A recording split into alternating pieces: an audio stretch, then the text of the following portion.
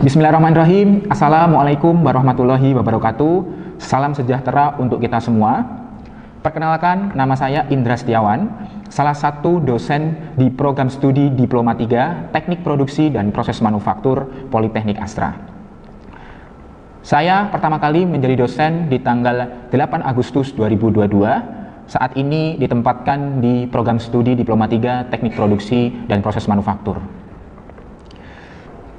Video ini dibuat untuk keperluan sertifikasi dosen tahun 2026 pada syarat PDD UKT-PT.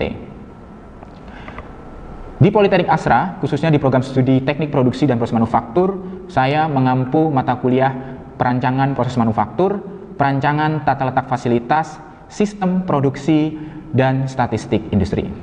Saat ini, Politeknik Astra berlokasi di kawasan industri terbesar di Indonesia yang berada di Cikarang, lokasi yang cukup strategis berdekatan dengan berbagai perusahaan yang memungkinkan mahasiswa memperoleh belajar yang relevan dengan kondisi industri, melalui praktik, magang, dan kolaborasi dengan industri. Kurikulum yang dirancang sesuai dengan kebutuhan dunia kerja sehingga lulusan memiliki kompetensi teknis, kemampuan problem solving, serta karakter profesional. Sinergi antara kampus dan dunia industri menjadikan lulusan Politeknik Astra lebih kompetitif, produktif, dan siap berkontribusi dalam meningkatkan daya saing industri nasional. Di program studi Teknik Produksi dan Proses Manufaktur mempunyai 3 profil lulusan. Yang pertama adalah Junior Engineer, yang kedua Quality Control Analyst, dan yang ketiga adalah Production Foreman. Dari berbagai mata kuliah yang saya ampu di program studi Teknik Produksi dan Proses Manufaktur, salah satunya adalah mata kuliah Sistem Produksi. Mata kuliah ini berisikan tentang pengetahuan dan keterampilan dasar dalam pengelolaan produksi yang di dalamnya meliputi teknik perencanaan dan pengendalian produksi, yang di dalamnya termasuk menjelaskan mengenai peramalan, pemilihan proses produksi, dan Toyota Production System. Mata kuliah ini dengan kode KPM 502 dilaksanakan di semester 5 dengan bobot 2 SKS. Capaian pembelajaran lulusan mata kuliah Sistem Produksi ada 4, ada sikap, pengetahuan, keterampilan khusus, dan keterampilan khusus. Untuk sikap, menunjukkan sikap tanggung jawab atas pekerjaan di bidang keahlian secara mandiri. Untuk pengetahuan, yang pertama ada menguasai pengetahuan tentang metode yang berlaku untuk penyelesaian masalah secara khusus di bidang perancangan, perencanaan, dan pengendalian proses manufaktur dalam lingkup terbatas. Yang kedua, menguasai prinsip dan isu terkini dalam masalah ekonomi, sosial, dan ekologi secara umum. Untuk keterampilan umum, yang pertama, menyelesaikan pekerjaan berlingkup luas dan menganalisis data dengan beragam metode, baik yang belum maupun yang sudah baku. Yang kedua, memecahkan masalah pekerjaan dengan sifat dan konteks yang sesuai dengan bidang keahlian dan terapannya, didasarkan pada pemikiran yang logis, inovatif, dan bertanggung jawab atas hasil secara mandiri. Yang ketiga, bekerja sama, berkomunikasi, dan berinovatif dalam pekerjaannya. Untuk keterampilan khusus, mampu menggunakan statistik untuk meningkatkan kualitas proses manufaktur dan menerapkan sistem manajemen mutu untuk melakukan perbaikan secara berkesinambungan yang disebut Kaizen. Capaian pembelajaran mata kuliah atau CPMK di mata kuliah Sistem Produksi. Yang pertama, mahasiswa memahami konsep sistem dan manajemen operasi, strategi operasi, serta penerapannya pada kasus nyata. Yang kedua, mahasiswa memahami konsep kapasitas dan perencanaan kapasitas, penentuan lokasi dan fasilitas operasi, perancangan layout fasilitas. Yang ketiga, mahasiswa mampu memahami konsep Toyota Production System beserta penerapannya dalam kasus nyata. Yang keempat, mahasiswa mampu memahami konsep pemeliharaan meliputi preventive maintenance, kepentingan, kebijakan, dan biaya pemeliharaan. Adapun sub CPMK, yang pertama, mahasiswa mampu menjelaskan pengertian manajemen operasi, fungsi operasi, produktivitas TKL, produktivitas jasa, tantangan manajemen operasi, formulasi strategis manajemen operasi, dan keunggulan kompetitif. Yang kedua, produk life cycle, desain produk, manufaktur dan jasa, serta mampu mengaplikasikan model Quality Function Deployment atau QFD.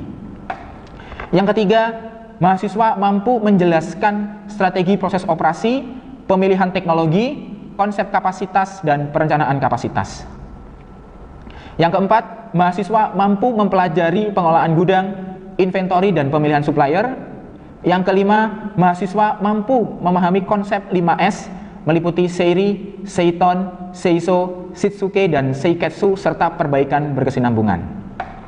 Yang keenam, mahasiswa mampu memahami sistem pergerakan bahan produksi.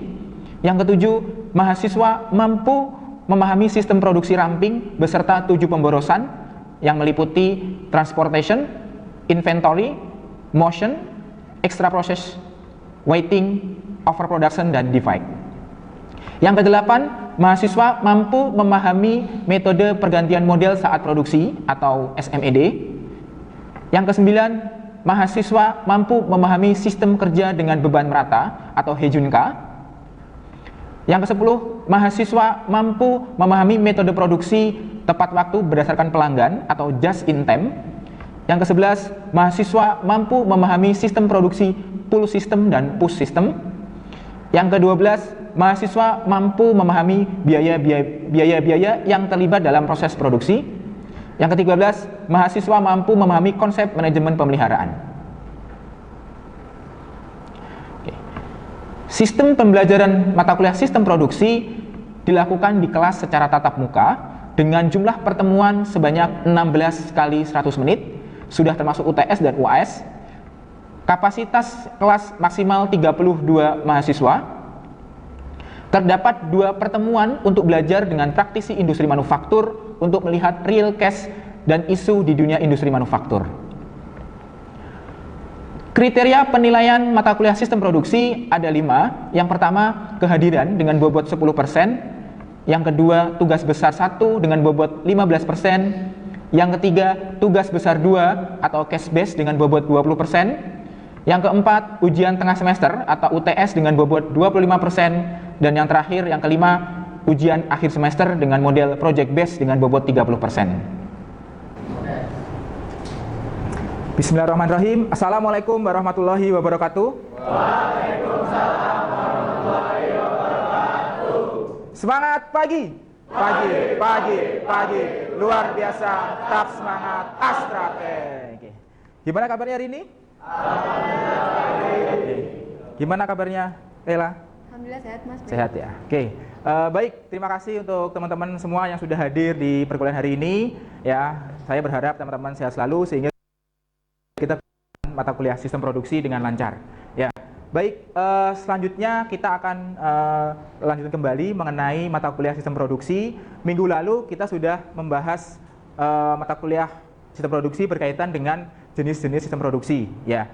Oke, hari ini kita masuk di pertemuan 9. Kita akan lanjutkan kembali mengenai salah satu pemborosan yang ada di sistem produksi. Ya, sebelum langkah lebih jauh, saya akan coba refleksi terlebih dahulu ya buat teman-teman semua untuk materi sebelumnya. Kira-kira dari materi sebelumnya ada yang menyampaikan secara summary mungkin? Silakan.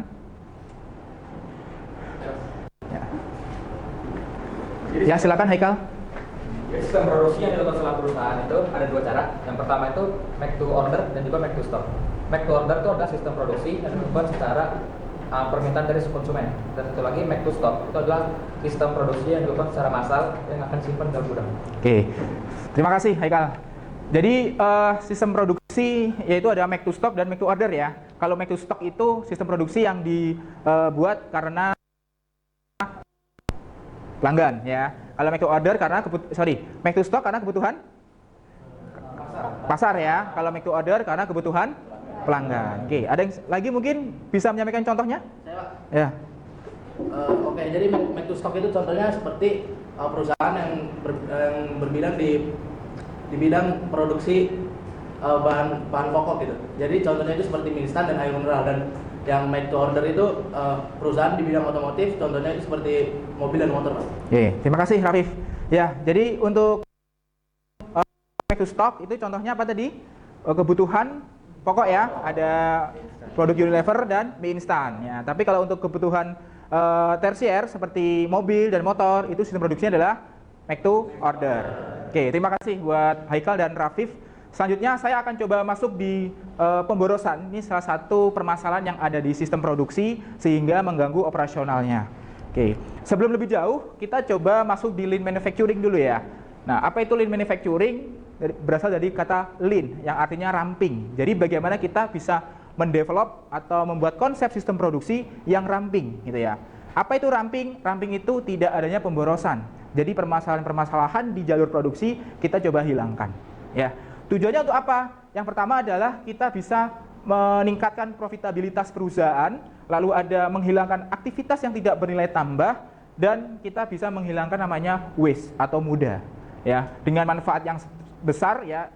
Salah satunya adalah bisa meminimalkan aktivitas yang tidak produktif ya. Lalu ada menciptakan kualitas produk dan akhirnya kita bisa mendapatkan profitabilitas yang tinggi. Ya. Nah, dari konsep lean manufacturing kita ada namanya konsep muri murah muda. Itu salah satu awalan yang menyebabkan sistem produksi nggak optimal ya. Mudah, murah, muri ya. Apa itu mudah? Mudah adalah salah satu kegiatan yang tidak menghasilkan nilai tambah atau disebut waste ya. Berbeda dengan murah. Kalau murah adalah tidak merata atau tidak seimbangnya pekerjaan sehingga membuat yang namanya tidak teratur ya. Lalu ada muri. Muri adalah pembebanan yang melampaui kapasitas atau kemampuannya. Dari tiga ini masalah waste atau pemborosan yang disebut sebagai aktivitas yang tidak memberikan nilai tambah. Ya. Nah, kita coba breakdown ya. Yang pertama adalah muri. Muri di sini adalah pembebanan berlebih pada mesin, fasilitas dan manusia yang mengakibatkan namanya muda nanti ya. Ya, muri itu harus kita hindari adalah bagaimana beban yang tidak stabil, beban yang tidak seimbang sehingga menyebabkan bottleneck. Ya. Lalu ada murah, ya. Murah di sini berbeda dengan muri karena beban yang tidak merata. Kalau di sini ketidakteraturan atau ketidakseimbangan. Di mana di sini muri nanti kita akan mendapatkan masalah ini karena beban kerja operator dan beban kerja partnya itu nggak seimbang, sehingga menyebabkan namanya ketidakseimbangan atau ketidakteraturan. Dari muri dan murah itu menghasilkan muda. Ya, muda atau disebut sebagai pemborosan ya. Pemborosan di sini sifatnya adalah masalah dari berbagai masalah di jalur produksi. Ya, kalau kita lihat pemborosan di sini ada 7 ya. Kalau kita singkat itu namanya downtime ya atau tembut ya. Dimulai dari transportasi ya, lalu ada inventory, lalu ada motion ya, lalu ada waiting, lalu ada off proses, dan yang terakhir adalah defect. Ya, itu yang disebut sebagai pemborosan. Ya. Seperti apa contoh-contoh pemborosan? Nanti coba saya diskusikan di contohnya mengenai muda atau pemborosan. Ya. Oke, dari konsepnya seperti ini ya. Jadi waste ini adalah sesuatu yang tidak terlihat. Ya, seperti pohon dengan tanah ya. Artinya ini tidak terlihat ya. Tapi yang terlihat adalah kualitasnya bagus ya. Customer puas gitu ya. Safety-nya aman. Ya. Proses itu ada permasalahan yang disebut sebagai pemborosan. Ya, karena ini tidak terlihat. Kita harus melakukan identifikasi di jalur produksi. Ya, ini yang disebut sebagai muda. Ya, cara gampangannya adalah kita punya contoh misalkan sebuah truk ya, truk dengan kapasitas 3 ton ya. Lalu ada beban yang kita angkut totalnya berapa? 6 ton. Ya, 6 ton di sini coba kita angkut sesuai dengan kapasitas truknya. Ya. Contoh muri. Itu apa? Beban yang berlebih ya. Dengan muri ini dengan kapasitas truknya 3 ton tapi dia ngangkut 6 ton. Itu namanya beban berlebih, tidak sesuai dengan kapasitasnya. Ya. Lalu ada murah. Murah di sini ketidakseimbangan atau ketidakteraturan. Dari kapasitas truknya ini 3 ton, tapi ada 2 perjalanan. Yang pertama dia mengangkut 4 ton, yang kedua dia 2 ton. Artinya tidak seimbang sesuai dengan kapasitas. Ya. Nah, lalu yang mudah itu adalah kalau misalkan truknya dengan kapasitas 3 ton, kalau kita mengangkut 6 ton, harusnya jalannya 6 kali. Ya kan? 6 kali apa 2 kali? 2 kali ya. Jalannya harusnya 2 kali, ya. Ya, karena di sini kita butuhnya adalah 6 ton, jadi masing-masing satu truk adalah 3 ton. Nah, contoh di sini mudah. Kenapa? Karena dia mengangkutnya cuma 2 ton, tapi sebanyak 3 perjalanan. Gitu ya. Ini yang disebut sebagai mudah. Ya. Nah, artinya di sini adalah permasalahan yang sering kita temui di jalur produksi sehingga menghambat namanya operasional perusahaan. Ya. Oke. Nah, selanjutnya saya akan memberikan sebuah contoh ya. Contoh mengenai jenis-jenis pemborosan yang ada di jalur produksi. Yang pertama, overproduksi, ya. Overproduksi disebut sebagai worst waste, ya. Kenapa? Karena inilah lokomotif atau gerbang pertama yang menciptakan pemborosan lainnya, ya. Nah, di sini kita tahu bahwa overproduksi, jadi dia tidak memproduksi sesuai dengan jadwal atau kapasitas, ya.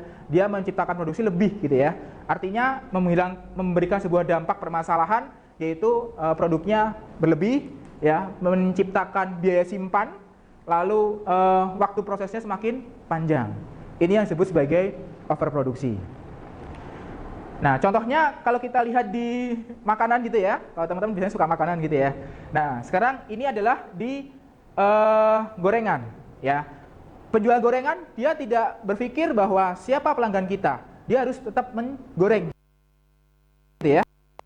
Gorengan tapi tidak ada pesanan gitu ya. Jadi dia memproduksi terus. Itu namanya adalah overproduksi nanti. Ya. Berbeda dengan mie ayam nih. Ya, tukang mie ayam dia membuat mie ayam karena pesanan. Ya enggak? Ya, ada enggak misalkan penjual membuat mie ayam tapi tidak ada pesanan, tidak ketemu mie ya. Ya, ini yang disebut sebagai overproduksi. Lalu ada yang kedua, waiting. Waiting ini menunggu. Jadi pada saat sistem produksi berjalan, dia ada compare antara mesin dan operator. Ya, operatornya proses produksinya dibantu oleh mesin, gitu ya. Tapi kondisinya si operator ini dia melakukan sebuah proses dengan bantuan mesin dan operatornya dia diam menunggu mesin proses, gitu ya. Artinya ini disebut sebagai waiting, menunggu. Ya, kalau kita lihat ini adalah sebuah perbaikan dulu namanya di ojek. Menunggu customer ya yang mau naik ojek gitu ya. Tapi sekarang sudah ada Gojek. Gojek itu bekerja kalau ada pesanan. Jadi ini disebut sebagai perbaikan dalam aspek waiting atau menunggu. Itu contoh di aktivitas sehari-hari ya. Kalau di produksi itu contohnya adalah operator dengan mesin. Lalu ada manufaktur, itu banyak proses yang memang berlebih yang dampaknya nanti ke permasalahan proses gitu ya.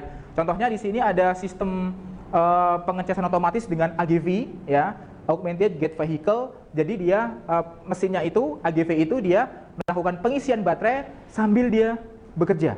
Ya, kalau zaman dulu misalkan di forklift ya, kalau yang forklift ada pengisian baterai, berarti kalau baterainya habis dia dicas dulu, ya kan? Sehingga itu yang namanya disebut proses tambahan. Padahal kalau dengan AGV itu kita bisa melakukan prosesnya tanpa kita harus memberhentikan si proses AGV. Jadi otomatis dia secara proses dia akan akumulasi pengisian baterai. Ya. Nah, lalu ada transportasi. Ya, transportasi di sini ini adalah salah satu jenis pemborosan. Kenapa pemborosan? Namanya aktivitas yang tidak bernilai tambah itu aktivitas yang tidak memberikan nilai pada produk yang mau dibeli sama customer. Ya, contohnya transportasi. Ya, jadi memindahkan material A dari material A ya ke proses A ke proses B itu yang customer nggak mau bayar, gitu ya. Customer nggak mau tahu, ya karena apa? Dia nggak memberikan perubahan pada produk yang dia beli, ya. Tapi kalau tanpa transportasi itu produk nggak bisa diproses, ya. Namanya necessary, ya pemborosan tapi penting untuk dilakukan, ya. Ini namanya transportasi. Saya coba memberikan sebuah sedikit gambaran video ya mengenai transportasi. Di sini kita sudah dilakukan sebuah perbaikan dengan sistem karakuri. Ya, apa itu karakuri? Karakuri adalah sebuah sistem yang bekerja tanpa sumber daya, baik itu listrik maupun yang lainnya. Ya, jadi menitikberatkan pada gaya. Ya, jadi memindahkan material ini dengan bantuan gaya gravitasi. Ya, ini yang coba diterapkan di jalur produksi. Ya. Oke, ini contoh yang transportasi. Lalu kita masuk di AGV ya, atau yang kita kenal dengan namanya Augmented Gate Vehicle. Itu salah satu jenis transportasi yang kita kembangkan tanpa melibatkan operator. Jadi dia bergerak dengan cara sensor ya, sesuai dengan jalurnya dia bekerja tanpa bantuan operator. Ya.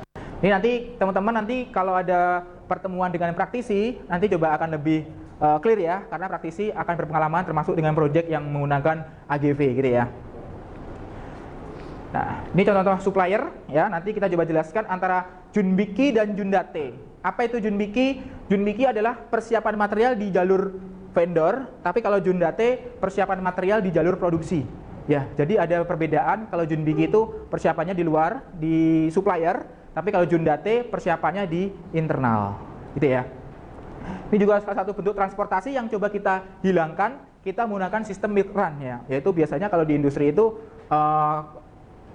pabrik atau manufaktur dia tidak membeli material sebelumnya, tapi dia pembelian materialnya adalah on time. Artinya dia akan mengirim hari ini sesuai dengan sistem milk run. Itu yang coba menghilangkan namanya transportasi di jalur supplier. Ya, ini contohnya ya untuk perusahaan electric vehicle. Ya, oke, lanjut di pemborosan yang kelima yaitu inventory atau persediaan. Ya. Persediaan adalah salah satu jenis pemborosan. Kenapa? Karena persediaan itu dia menciptakan sebuah biaya simpan ya, yang akhirnya kita harus mengeluarkan biaya simpan si persediaan itu untuk mengeluarkan biayanya. Ya. Yang lain juga kita ada ketahui bahwa stok material yang di gudang itu tidak akan atau mengganggu namanya cash flow atau gangguan keuangan ya perusahaan, karena dia harusnya bergerak untuk kita putar ya, tapi karena adanya persediaan sehingga dia mengakibatkan yang namanya pemborosan ya. Lalu yang selanjutnya ada namanya sebuah pemborosan gerakan yang tidak perlu ya, atau namanya over process. Kalau tadi over processing, sekarang adalah kegiatannya adalah gerakan yang tidak bernilai tambah ya, atau motion ya, motion. Kenapa motion? Jadi gerakan-gerakan operator yang tidak memberikan nilai tambah. Itu yang kita kenal dengan namanya non-value added. Ya, non-value added yang dia memberikan sebuah aktivitas tidak bernilai tambah. Gitu ya. Lalu ada contoh di sini ada proses pemasangan roda ya, roda ke mobil gitu ya. Nah, dari operator pemasang netrunner ke mobil, ini kan dia menggunakan netrunner ya. Nah, netrunner ini yang disebut sebagai gerakan yang tidak bernilai tambah. Kenapa? Customer mau bayar karena roda terpasang. Intinya roda terpasang. Tapi begitu caranya dia memasang, customer nggak mau bayar. Itu yang disebut sebagai unnecessary movement atau gerakan tidak bernilai tambah. Ya, ini contohnya di termasuk kegiatan yang tidak bernilai tambah, gitu ya. Nah, ini contoh gerakan yang tidak bernilai tambah dalam kasus penggunaan baut ya. Di industri dia tadinya 9 detik, sekarang kita tinggal 1 detik ya, artinya ada perubahan signifikan di dalam proses produksi. Dulunya dengan menggunakan sistem manual, sekarang menggunakan sistem baut ya. Nah, ini contohnya teman-teman. Kita coba lihat videonya. Sebelum kita mengambil, dia ada sebuah pergerakan ya, penyusunan baut untuk kita ambil ya. Awalnya dia memerlukan waktu sekitar 9 detik ya. Nah, dia menggunakan model push ya, tombolnya di push, nanti bautnya dia akan keluar. Nah, ini contoh manual belum kita lakukan improvement, dan sekarang kita sudah punya sebuah sebuah improvement ya. Di sini menggunakan sistem magnet. Jadi begitu dia pengambilan, otomatis baut yang kita butuhkan sudah tersedia. Ya. Kita bisa mengambilnya dalam waktu 1 detik ya, contohnya ini. Nah, ini pengambilan dengan sistem magnet. Pas begitu kita turun, kita pas diangkat itu jumlahnya sudah sesuai ya. Nah, ini ada baut yang kita ambil, ada 8 baut, dia menggunakan sistem magnet. Nah, ini adalah salah satu jenis pemborosan yang diperbaiki sesuai dengan konteksnya. Jadi pemborosan apa? Pemborosan gerakan tadi, sehingga kita bisa mendapatkan nilai yang lebih optimal ya. Nah, biasanya teman-teman bisa identifikasinya dengan standar kerja kombinasi. Ini ada warna hijau ya, hijau dan hitam ya, hijau dan hitam. Di sini kita akan tahu kalau yang hitam ini adalah aktivitas yang bernilai tambah, sedangkan yang hijau dia aktivitas yang tidak bernilai tambah. Artinya kita akan membandingkan dalam mapping ini aktivitas yang bernilai tambah dan tidak bernilai tambah. ternyata masih sama, ya, komposisinya sama. Jadi tidak ada yang lebih kecil maupun lebih sedikit, ya. Oke, terakhir ya, ini di defect ya. Defect adalah salah satu jenis pemborosan juga. Jadi kalau teman-teman nanti punya case di industri memproduksi sebuah produk ya, kalau kasusnya adalah NG atau not good yang disebut pemborosan. Ya. Kenapa? Kalau adanya defect berarti kita harus repair dong, ya kan? Repair yang artinya kita memerlukan waktu tambahan dan biaya tambahan. Ya, termasuk return job atau pengerjaan ulang atau rework ya. Nah, ini yang disebut sebagai pekerjaan tambahan yang memerlukan biaya ya, atau yang disebut sebagai cost tambahan ya. Nah, ini yang disebut jenis-jenis pemborosan yang eliminasi ya, kalau teman-teman nanti akan ada project dengan industri ya. Oke, sekarang mungkin ada 1-2 contoh studi kasus ya. Yang pertama adalah misalkan kita asumsikan sebuah perusahaan minuman ya, kita memproduksi 10.000 botol air mineral setiap harinya ya. Namun berdasarkan data penjualan, rata-rata permintaan itu hanya 7.500 ya.